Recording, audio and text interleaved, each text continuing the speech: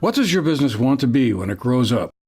If you were in the food or forestry sector of the state's economy, the new Walker Farm Theater in Weston was the place to be on Friday, October 20th, to help figure that out.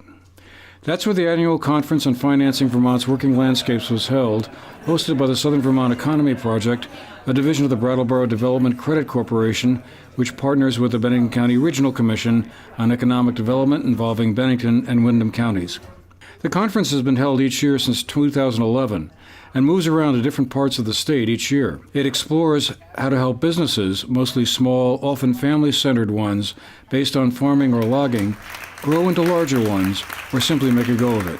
Anson Tebbetts, the Vermont Secretary of Agriculture, said land uses like farming and logging were not only an important part of what goes into forming the image and brand of the state, but were important contributors to today's economy, in the present as well as the past times, when indeed there were more cows than people in the state. He gave one of the opening addresses to the more than 50 people attending the conference.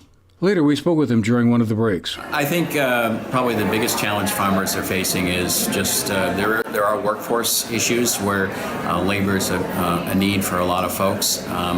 We need workers, and I think that's one of the big issues that we're facing. And of course, capital is always a big issue, but I think there are programs available. We've been talking with our Working Lands Enterprise Fund, and we have about $650,000 available for folks if they want to buy that piece of infrastructure or gets them over to the next level, so they got that food-based product they want to get to market. So I think there are programs available. It's just a matter of connecting with them, and if farmers or those food-based value-added companies have enough time to do the networking, get that to us and make a difference. Farming has never been an easy way to make a living, but for some people it's what they know or want to do, and the face of agriculture in Vermont is evolving. While the state may best be known for its dairy farms and pastures of cows, another sector based on natural foods, sometimes but not always organically grown, has seen an expanding presence, often best seen at local farmers markets. Whether a business wants to get beyond just selling at the farmers market was one of the themes of the conference. Bob Hausline of Sugar Bob's Smoked Maple Syrup of Londonderry and the morning's guest speaker described how he was helped to grow his business by a small grant from the Working Lands program. So they set me up with a little grant for about $500 that got me down to New York City, Javits Center, to check out the Fancy Food Show, the Summer Fancy Food Show. And that's a big deal for a little producer. Again, this is the idea that your business can act like a business that's bigger than it is. Stories of how farm-based operations survived and grew were offered by some of the speakers, ranging from bringing in agricultural tourism to sheer grit and perseverance. People in the dairy farming sector face challenging circumstances with federally set prices, and some, like Beth Kinnett of the Liberty Farm and Inn of Rochester, Vermont, make ends meet through agritourism. In her case, that means running an inn on the family farm.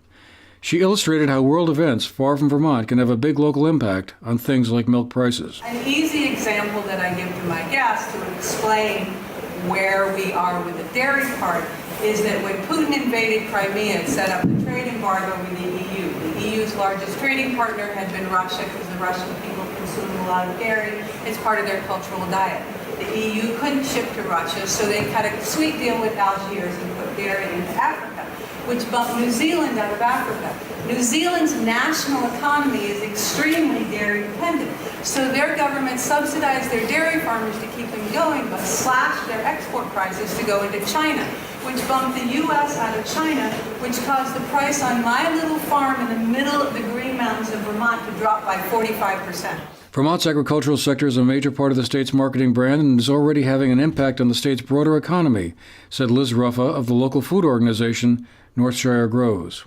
The food sector is really it's gaining momentum, and it's telling a good story. I think what's so interesting about being at a conference like this is that yes, certainly financing is part of it, but what's also great to be able to see is how the ecosystem has financing people as well as leaders, people that are willing to tell their stories, businesses that are willing to share how they went through that business cycle to get to where they are. And I think that one thing that we understand in Vermont maybe because of our size and scale anyway, is that bigger isn't necessarily better. In southern Vermont, the agriculture sector is an important piece of helping bring back the area's economy, said Sarah Lang, the director of the Southern Vermont Economy Project. I think one of the messages that seemed to be coming across today in the conference is that you just need to have flexibility. And I think Sugar Bob, though, was saying, just go with the trend. Don't try and buck it. Don't try and resist. If the trend is these sort of niche businesses, it's not necessarily dairy farm, but it's a specific kind of cheese that, is starting to really get popular, then just go with it. Because I think, if it's possible, it's going to be a lot easier to go with that trend as opposed to fighting it. But it's also just a personal decision, The conference concluded with more sessions in the afternoon. For the GNet TV News Project, I'm Andrew McKeever.